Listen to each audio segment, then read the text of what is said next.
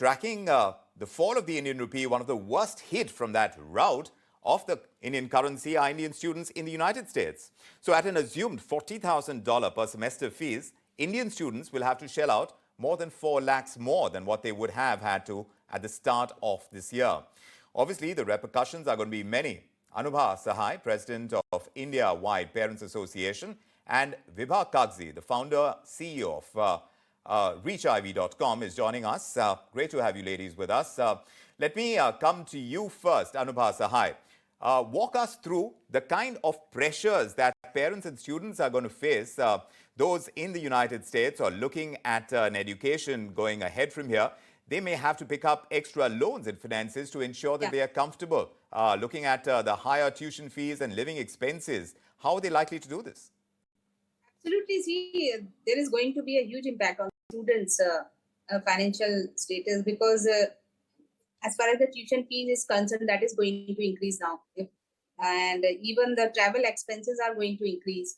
Their daily needs, they'll have to spend more now, Indian students, because of the fall in Indian rupee. So most of the students are generally, they're not prepared with such sudden fall in Indian rupee. So most of the students have pre-planned their education career as far as the US and other countries are concerned. Most of the students, they go to US and UK and other countries.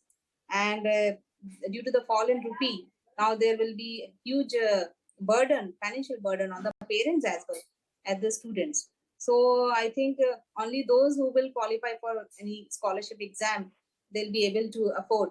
But other students who have already pre-planned and they have made arrangements for their stay, they've already got admission in the college and university abroad in US and UK, they will face a lot of problems. They'll have to spend more now. So I think government should look into this aspect and provide some kind of relief to Indian students, those who are applying for universities or those who have got admission in universities abroad. Do you see the government playing a role in this at all? Or Vibha Kagzy, are you advising students to take their own measures? What exactly are you telling these students? Because they're bracing already. Things were pretty expensive. When you talk about living expenses, they're already very high in a foreign country. Now, tuition fees, with the rupee declining as much as it is and likely to drop even more, all of it is going to become rather prohibitive. So what are the measures that you're suggesting to students? Firstly, I have to differ a little bit, but I don't think it's becoming prohibitive. I feel, prohibitive is a strong word. Sure. There are adequate amount of students still going. In fact, we've seen about 1.5 lakh visas issued last year. So what's happening in the overall landscape is with the influx of so many NBFCs and so many PSUs now offering dollar-denominated loans, it's much easier for students to get access to funding. I'm in concurrence with Anubha. Of course, it is a financial burden. There's no working around that. Is it prohibitive? It's yet to be seen. I don't see any massive decline. In fact, for us as an organization at Reach IV, we have seen a 30% increase in students going starting this fall.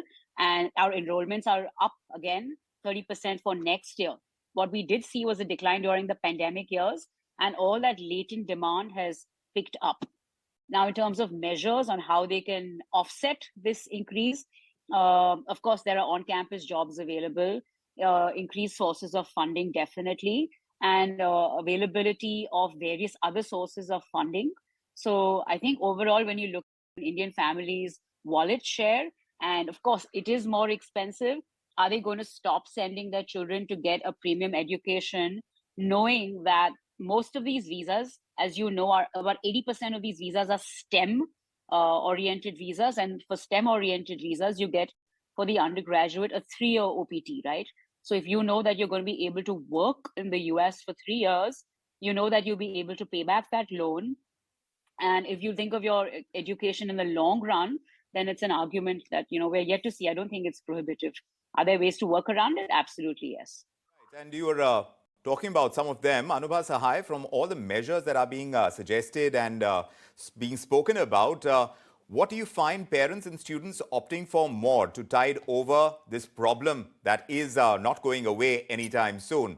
Because at the end of, all the learning, in a university abroad, you are going to seek a good job. And that job has to be good enough to take care of the kind of loans that you would take for your education. Is that likely to happen too? Because we're talking about a recessionary trend where jobs may not come by that easily. So you need to plan differently. And for the ones who are already going, you need to approach the education slightly differently. So how is that happening? Yeah, definitely. See, as far as the students are concerned in India, they are not getting good quality of education. That's why most of the students are going abroad and seeking admission in various universities.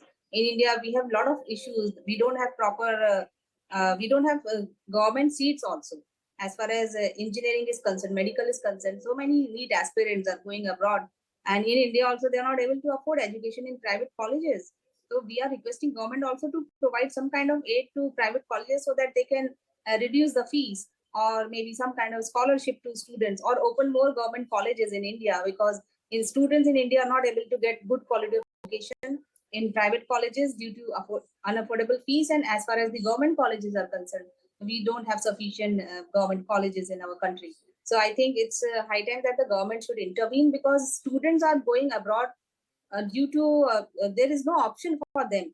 Many students, they do want to study in India, but the thing is, we don't have proper colleges and proper universities where the students can get affordable education. Vibha, the kind of reasons why students decide to go abroad despite the high fees and despite the falling rupee and the fact that they have to shell out that much more for the tuition fees and living expenses, have the reasons changed over a period of time, or are they still the same?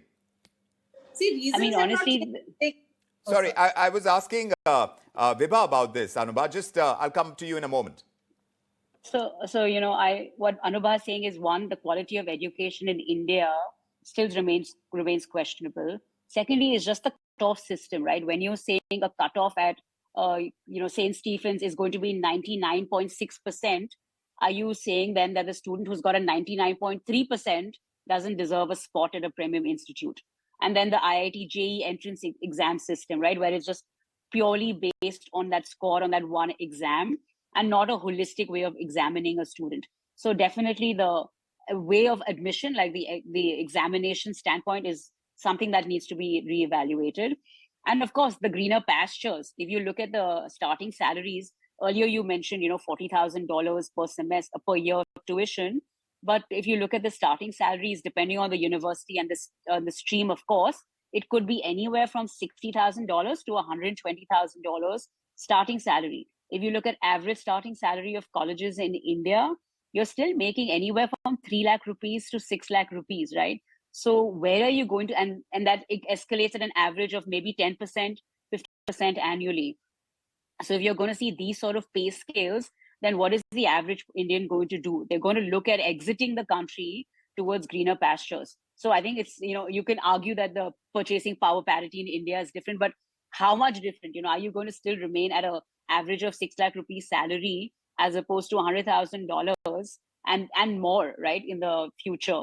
So I think that there are very obvious economic differences between the pay scales in both systems. And I think that was the reason 2 decades ago when I went to university in the US, and it still remains one of the primary reasons. People want an exit option just because the pay scales are not commensurate in India even now, which is quite unfortunate. Well, it's sad to know that we haven't made that much progress within our education system that keeps our students here, and they need not take on such huge loans despite what they have to shell out. And compared to some of the students within the domestic markets that they go to university for, our students are paying that much more. It's sometimes 3 or 4 times more, and it's sometimes sad to notice this kind of trend. But we'll keep tracking this space and we'll keep raising the issue. Thank you so much for joining us with your perspective on this. It's a pleasure talking to you both, Anubha Sahai and Vibha Kagzy.